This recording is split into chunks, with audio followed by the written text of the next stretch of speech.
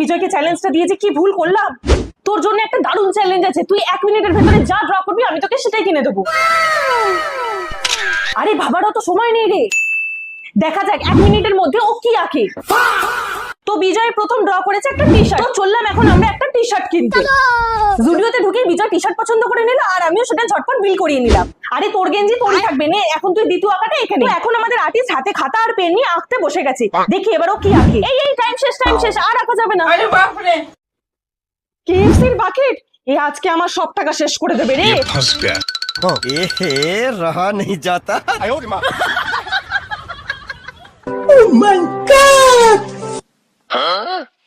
অনেক খেয়ে নিয়েছিস, এবার লাস্ট আর ফাইনাল আঁকাটা একেই নে। এখন বিজয় যে কি বড় বড় জিনিস ভাবছে ভগবানই জানে। আঁকা শুরু করে দিয়েছে।